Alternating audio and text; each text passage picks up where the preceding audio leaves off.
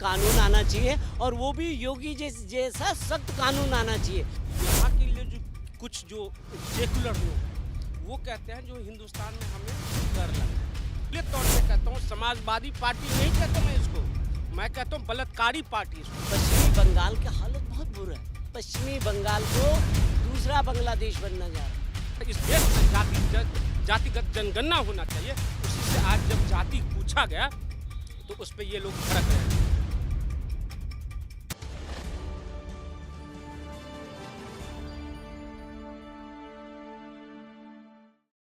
नमस्कार दर्शकों, आप देख रहे हैं द न्यूज़ 15 और आपके साथ मैं सुम्बिका।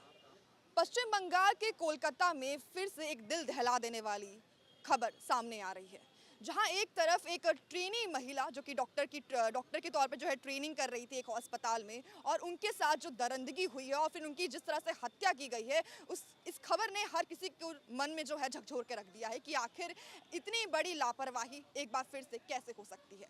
सवाल ये खड़ा होता है कि आज के युग में जो है महिला सुरक्षित नहीं है और महिला की सुरक्षा को लेकर जो है बड़ा सवाल इस वक्त खड़ा हो रहा है। ममता बनर्जी की सरकार जो है उन्होंने पीड़िता से जो है मुलाकात भी की है, बातचीत भी की, लेकिन इस वक्त जो है सबसे बड़ा सवाल ये उठ रहा है क्या महिला अभी भी सुरक्षित नहीं है अपने ही देश में। देखिए, पश्चिमी बंगाल के हालत यही है। पश्चिमी बंगाल के हालत बहुत बुरा है। आप ये डॉक्टर की बात अब उजागर हो गई है, पर पता नहीं कितनी बातें वहाँ उजागर ही नहीं हुई। मतलब वहाँ तो ऐसा हो गया कि हिंदुओं को इतना प्रताड़ना करी जा रही है कि उनके साथ तो शरिया लागू हो गया। मतलब इनको मारना पीटना या इनको भगाना वहाँ से, ये एक तरह से वो जैसे पश्चिमी बंगाल का हालत देखा ना, वही वो बांग्लादेश का हाल देखा, वही पश्चिमी बंगाल का हाल है। पश्चिमी बंगाल उस तरज पे जा रहा है। और ये ममता बनर्जी अब जो ऐसी घटना हो रही तो हाथ जोड़ रही है प्रधानमंत्री जी से, और जब इनको बोला जाता है कि इनको रोको रोहिंग्या को, तब रोकने को नहीं है। 2200 कुछ एरिया जो है बांग्लादेश का पश्चिमी बंगाल से लगता है, तो उनको बोला जाता है कि आप ये जो रोहिंग्या आपके इसमें घुस रहे हैं और आप इनको एंट्रियां बंद करो, तो वो नहीं करती। उनको वोट बैंक की राजनीति कर रही है। वो जब आ जाते हैं तो उनका वोट बैंक बन जाता है। तो उन्हें तो क्या है, हिंदुओं को मारना है, भगाना है वहाँ से, और खाली वहाँ वही रहेंगे, एक पक्ष के लोग रहेंगे। तो कहने का पूरा वही है कि पश्चिमी बंगाल को दूसरा बांग्लादेश बनना जा रहा हूँ। जी, लेकिन ये सवाल भी है कि चाहे बंगाल हो चाहे कोई भी राज्य आप ले लीजिए, लड़की के साथ रेप अभी तक मतलब कि होता है और ये खबर आए दिन आती रहती है, लेकिन इतनी बड़ी लापरवाही अभी तक, क्या आपको लगता है कि इस पे कोई कानून जो है बनना चाहिए? बिल्कुल, आप सही कह रहे हैं, इस पे कानून आना चाहिए और वो भी योगी जैसा सख्त कानून आना चाहिए। जैसे उन्होंने कहा लव जिहाद जो भी करेगा तो लव जिहाद पे उसे उम्र कैद की सज़ा होगी, तो लव जिहाद के केसेस रुकेंगे, क्योंकि डर की भावना पैदा होगी। और अगर आपके मतलब जिस राज्य में डर का माहौल नहीं होगा ना, तो उस राज्य की स्थिति संभालनी मुश्किल हो जाएगी मैम। और एक दिन जो शेख हसीना आई है ना, मतलब बांग्लादेश से हमारे देश में आए शरण लेने के लिए, ऐसे ही ममता दीदी को भी एक दिन शरण लेने कहीं और जाना पड़ेगा, क्योंकि भारत में तो वो करवाए रही हैं, तो भारत में तो शरण मिलनी नहीं चाहिए उन्हें, किसी दूसरे देश में ही शरण लेने जाएंगी। एक चीज़ बड़े बड़े ताजुब की बात है, समझने की बात है। यहाँ के लिए जो कुछ जो सेकुलर लोग हैं वो कहते हैं जो हिंदुस्तान में हमें डर लग रहा है, और जिसे अपनी देश में डर लगा उसे सुरक्षित जगह कौन सा, पूरी दुनिया में पूरी ब्रह्मांड में सुरक्षित जगह कौन सा लगा? हिंदुस्तान। आए ना भाग के वो यहाँ से, जब अपने देश में प्रताड़ित हो रही थी उसके बाद भाग कर यहाँ पे। तो इसलिए मैं जो सेकुलर चश्मा पहन के जो इस देश में रह रहा है, मैं कह रहा हूँ अपनी सेकुलर चश्मे को उतार कर फेंको, समझो देश दुनिया में कौन सी सुरक्षित जगह है। क्योंकि सुरक्षित जगह इसलिए ये देश है क्योंकि यहाँ पे सनातनी है। सनातनी का एक ही फॉर्मूला है, एक ही नारा है, जो विश्व का कल्याण हो, प्राणियों में सद्भावना हो, यही फॉर्मूला है, यही उनका उद्देश्य है, जो प्राणियों में किसी से नफरत की नहीं है। तुम लोग क्या करते हो, कहते हो जो हमारी मजहब को नहीं मानता है वो हमारे लिए कौन है, वो उसे काट दो, उसे मारो, वो काफिर है, काफिर, उसे तुम काफिर कहते हो। अरे काफिर तो वो ही शेख ये क्या कहते हैं, बांग्लादेश में जो आज जो हालात हो रहा है, तुम्हें अपने देश में आंदोलन करना था, छात्र आंदोलन था, अपने ही देश की प्रधानमंत्री का जो अंग वस्त्र को ऐसे ऐसे लहरा रहे हैं, क्या है ये समझने, ये मानसिकता कहाँ से आती है? ये मानसिकता उनकी सोच में है। इस चीज़ को समझने की ज़रूरत है। जो उन लोगों को आज़ाद करने का 1971 में बांग्लादेश बनाने का काम जिसने किया, उसकी मूर्ति को आज तोड़ा जा रहा है। तो ये सोच है, ये मानसिकता है इन लोगों को। इसलिए मैं अपने हिंदुओं भाई से मैं तो साफ तौर पे कहता हूँ, मुझे तो अपनों ने लूटा, गैरों में कहाँ दम था। मेरी कश्ती थी वहाँ डूबी जहाँ पानी ही कम था। इसलिए मैं अपने हिंदुओं भाइयों से कहना चाहता हूँ 2 अल्फाज, मत चीख, अभी गहरी नींद सोया हूँ मैं। हिंदू लोगों के लिए कह रहा हूँ, मत चीख, अभी गहरी नींद सोया हूँ मैं। अभी कश्मीर, केरल और बंगाल ही तो खोया हूँ मैं। आधे एशिया तक फैला था साम्राज्य मेरा, आधे एशिया तक फैला था साम्राज्य मेरा। इस मधुर मीठी नींद में जरा सा तो सोया हूँ मैं। 28 राज्य और 8 केंद्र शासित प्रदेश शेष बचे हैं, उसके लुटने तक नींद चैन सोया हूँ मैं। जी मैं हिंदू हूँ, अपने स्वार्थ की चादर ओढ़ के सोया हूँ मैं। हम लोग अपने स्वार्थ की चादर ओढ़ के सो चुके हैं, इसी चक्कर में हम लोग खोते जा रहे हैं। इसलिए मैं देश की जनता से कहता हूँ, जागरूक बनो, समझदार बनो। कौन तोड़ रहा है, कौन तुम्हें टुकड़े टुकड़े करने में लगा हुआ है, तुम्हारी संस्कृति व्यवस्था को कौन नष्ट करने में लगा हुआ है, उस चीज़ को समझो। ये कांग्रेस पार्टी, ये अखिलेश, ये क्या कहते हैं, राहुल गांधी आज प्रतिपक्ष का नेता बना हुआ है, बना है ना प्रतिपक्ष का नेता। ये प्रतिपक्ष का नेता बन के इसका काम क्या था? वहाँ पे महंगाई की मुद्दा उठाना, बेरोजगारी की मुद्दा उठाना, जनमानस की समस्या के मुद्दा उठाना। जाकर क्या किया वहाँ पे? कहा हिंदू मतलब हिंसक, हिंदू मतलब नफरत। यही राहुल गांधी इससे पहले भी बयान दे चुका है, जो लोग मंदिर जाने का काम करते हैं वही लोग लड़कियों को छेड़ने का काम करते हैं। मैं इस देश से हिंदुत्व को खत्म कर दूंगा, यही राहुल गांधी का बयान था, दिया था ना। उसके बाद राहुल गांधी की पार्टी, कांग्रेस पार्टी का जो अध्यक्ष मल्लिकार्जुन खड़गे, उसने इस 2024 के इलेक्शन से पहले बयान आया था उसका, जो इस देश में 2024 में अगर बीजेपी की सत्ता आती है तो समझ जाना इस देश में सनातन की हुकूमत आएगी। दिया था, ये नहीं बना। इसका मतलब तुम सनातन विरोधी हो। एक जनसभा में वही खड़गे बैठा हुआ था, जब हिंदुस्तान की प्रथा है तिलक किया जाता है, तिलक जब किया गया तो टिश्यू पेपर मंगा कर पोंछ लेता है। तो ये सनातन विरोधी लोग हैं। जनगणना करवाने में लगा हुआ था, कहता था इस देश में जातिगत जनगणना होना चाहिए। उसी से आज जब जाति पूछा गया तो उस पर ये लोग भड़क गए ना। यहाँ पे ये कांवड़ यात्रा में जब उन लोगों से कहा गया अपना नाम लिखने के लिए, तो नाम छुपाने में लगे हुए हैं। तो ये लोग इन चीज़ों को समझना, ये देश के साथ एक साजिश है, देश को खत्म करने में लगा हुआ है। इन विपक्षी पार्टी से सचेत होना चाहिए। विपक्षी पार्टी जी, देखिए विपक्षी पार्टी कर क्या रहे, हमारे देश में अराजकता फैलाने का काम कर रही हैं।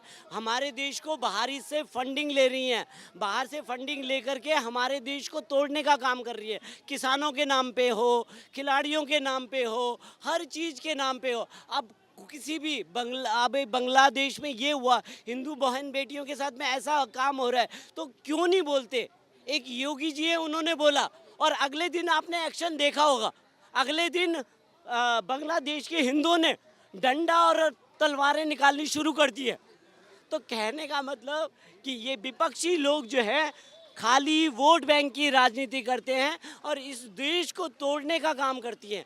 तो हिंदुओं को जागना चाहिए, हिंदुओं को, सनातन को जागना चाहिए कि हम एक रहेंगे तो हमारे साथ कुछ नहीं हो सकता, और हम बिखरे रहेंगे तो बिखर के टूटेंगे ज़रूर।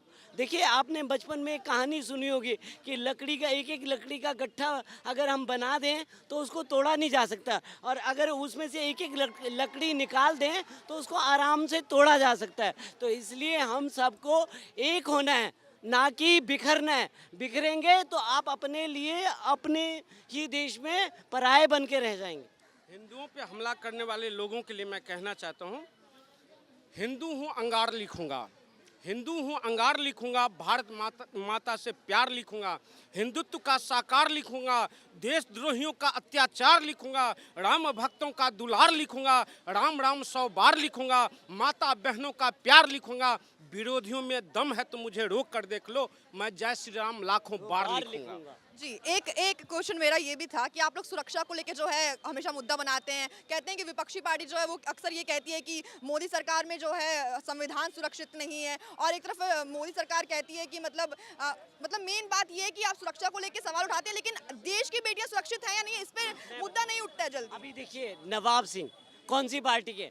साहिब समाजवादी पार्टी के हैं। मोइन खान कौन सी पार्टी के? समाजवादी पार्टी के। तो ये लोग क्या कर रहे हैं? ये यूपी में भड़काने का काम कर रहे हैं लोगों में। पीडीए कहाँ गया उनका? पीडीए समाजवादी पार्टी देखिए, में नहीं कहता हूं। पीडीए करके अब क्या उस दलित बेटी के साथ में हुआ? मोइन खान ने वो कर ला उसके साथ में, और ऐसा अगर उसके साथ में कई बार करा गया, उसकी वीडियो बनाई गई, देखिए उसको कितना सताया गया।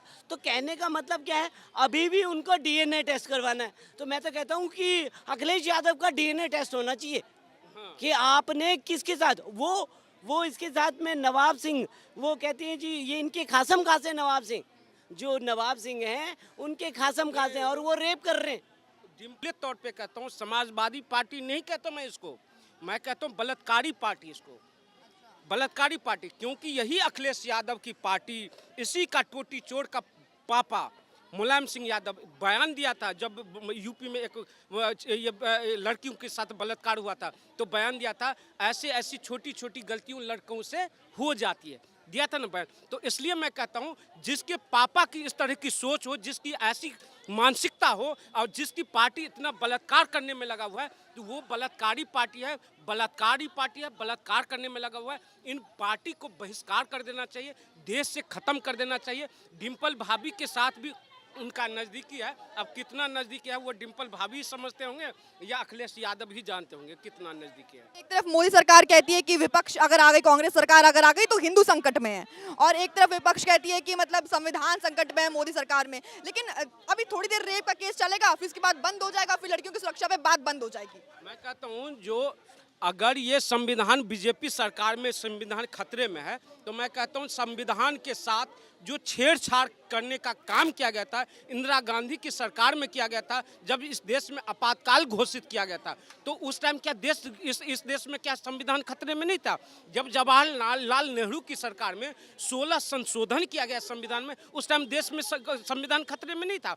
जब इंदिरा गांधी की सरकार में तो टोटल 23 संशोधन किया गया, उस टाइम संविधान खतरे में नहीं था। और उसके बाद उसका पुत्र राजीव गांधी, उसने शाहबानो केस में खुद उनका स्टेटमेंट है, वीडियो आप लोगों ने देखा होगा, जो उसमें वो कह रहे हैं जो मुझे इसके लिए संविधान को बदलना भी पड़े तो मैं बदलने में कोई कसर नहीं छोड़ूंगा। तो उस टाइम क्या संविधान खतरे में नहीं था? केवल ये 10 और 12 साल में संविधान खतरे में आ गया। तो इसलिए ये लोग दोगले लोग हैं जो संविधान का डर और भय पैदा करके जनता। फिलहाल हम मुद्दा जो है जी, I hail from Haryana and we have the assembly election in under 1 month. So I just want to raise one question. Then when we go to Haryana, there is one thing everybody from the media asks, who brought this culture of Jat non-Jat? Today I want to answer, it's the BJP. They do this divide and rule policy.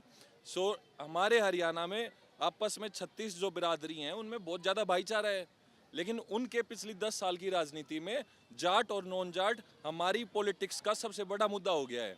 10 साल पहले नहीं था, 10 साल पहले वहाँ पे BJP भी नहीं थी, लेकिन वो हुआ है, उसके बाद बीजेपी भी आया है। And this policy is working for the BJP when it comes to center or when it comes to state. So they are carrying it forward. So when they say that they are doing the divide and rule, the Congress party is doing the divide and rule policy, it's totally absurd. It's the BJP who is doing the divide and rule everywhere in the country, from Gujarat where they do it like Patel, non-Patel, where it's Bengal where they do it कि ये बाहर का है, ये हिंदी बोलने वाला है, ये हिंदी बोलने वाला नहीं है, ये हिंदू है, ये मुस्लिम है. They did it in Maharashtra also, ये मराठा है, ये नॉन मराठा है, and they are doing it in our Haryana also for last 10 years, and we totally get it, and everybody has accepted it. 10 साल पहले हिंदू खतरे में नहीं था, कोई भी ये रेज नहीं करता था कि हिंदू खतरे में.